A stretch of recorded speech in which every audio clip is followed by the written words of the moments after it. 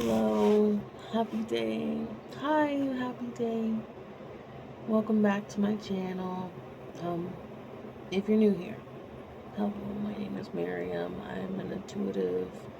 I speak with your guides, I speak with the angels, I speak with the universe, to deliver messages specifically to you because you're here looking at my face, you clicked on this video. And these words are words you're meant to hear. Um, I read numbers and angel numbers as well, as they come in to decipher, to clarify the messages. All that being said, your guides, your angels are so proud of you. Like, so proud of you. You have been putting in the work for your dreams. That's really what's going on, is that you've been putting in the work for your dreams. And a lot of times whenever there has been like some rocky moments, like these past year, maybe even 2 years really, it's often because you're working towards something that is outside of the realm of the norm. Like, you're not only working a job for money. You're going to find something that pays you for something that you love to do, because isn't that the dream? To just get to love your work, and that's where you're at right now. You're at the point where you are paving the way and coordinating so then you can eventually live full time on your dream. And that alone has just, like, I won't say baffled your angels and guides. It's just more like they are just so like, yes, okay, they're doing it. Yes, oh my gosh, like, it's finally happening, because they've felt it the whole time. And they say finally happening, but it's not like the entire road wasn't leading up to this. Like, if you're writing poetry, sometimes, the words that you're going to be telling people are based off of incidents and occasions that happen to you. And some things you happen to. So it's just, like, I feel like radiant with pride. Maybe not pride. I don't think it's quite pride. Unconditional love. Because whenever you love something unconditionally, it's not, oh, I love you because you're doing good. It's like, I love you no matter what, and I want you to do well because I want you to be happy. Whatever that may be. And when you were told you got free will, you can do whatever you want. Literally whatever you want. What do you want to do? What do you feel like doing? And you're like, I don't know, that's too many options. At first, it was. And then you started to look around.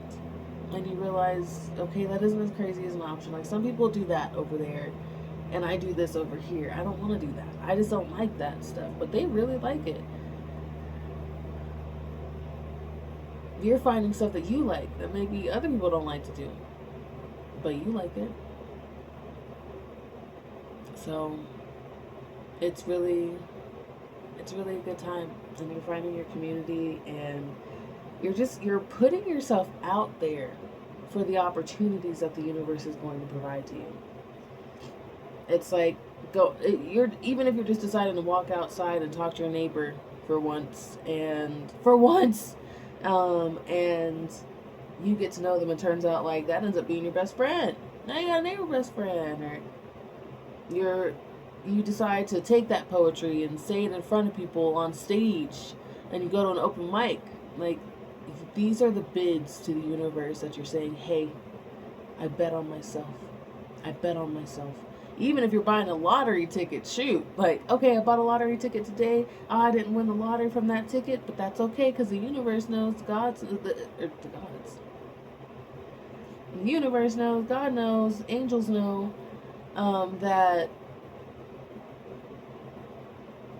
you've paid to be like, you know what, I want to win some type of lottery. So then I want to ask you to answer this to yourself. How many lotteries have you won? In my past, I've won a lot of lotteries. Not really money. I think whenever I was 18, I bought my first lottery ticket, and I said, "Hey, if I don't win anything, I'll never play again." And I won $10. So I will go ahead and play. And after that, all these other opportunities would come into my life. Although I would lose at a lottery ticket, soon after I would have other things kind of be presented to me. And even whenever I think back to my past, whenever I wasn't even able to gamble, I was just living, I noticed that luck was always on my side. And that's how it's been for you too.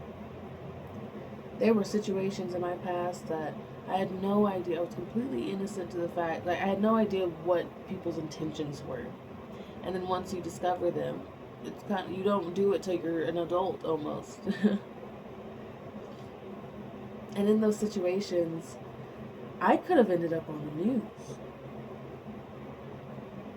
in a very dark way. And yet, here I am. I did not end up on the news. I am very much alive. I am very much okay, despite all of the terrible things, objectively terrible things people do. And that's the same for you. Even the worst stuff you experience, it's almost like you experience the best of the worst.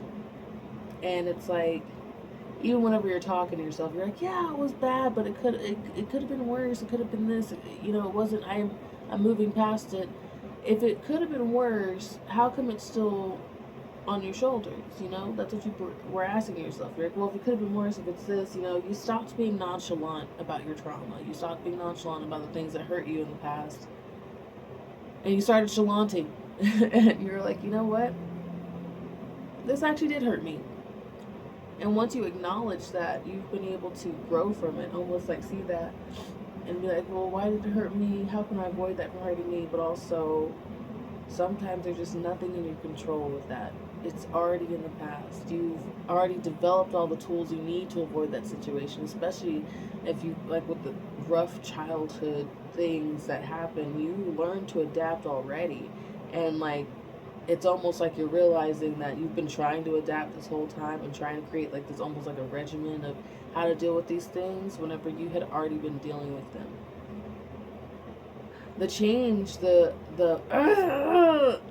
came more the older you got, the more you could see, the more you could be aware that things were amiss. And because you were then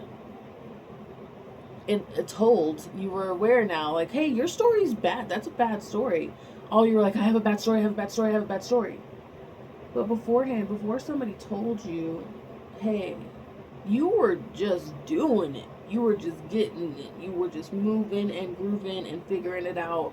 Like anxiety, stress, depression, you didn't know what that was. You were finding it. Somehow you found a way to connect to your truest self, and then something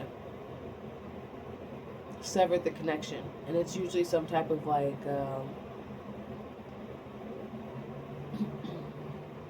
belief that there's some type of lack in you, or the reason that there's something in you that is wrong, or something in you that needs fixing.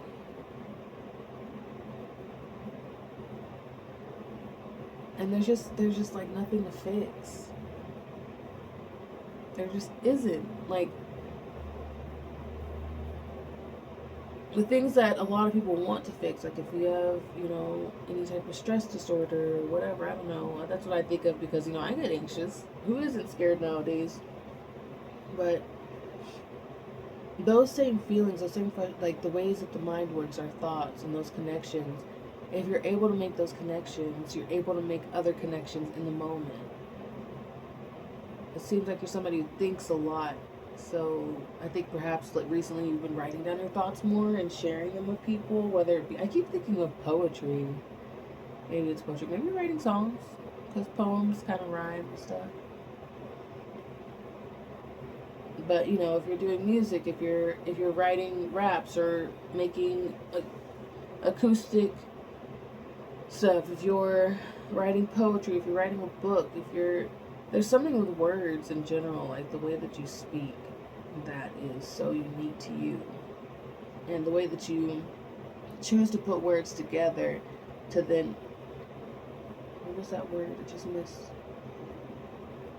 When you put words together to establish a narrative or to tell your story, and even like where you start in the story is very interesting, because it's like whenever you're retelling a story of something that happened to you, you tell it in a certain order based off of the part that you feel is best for them.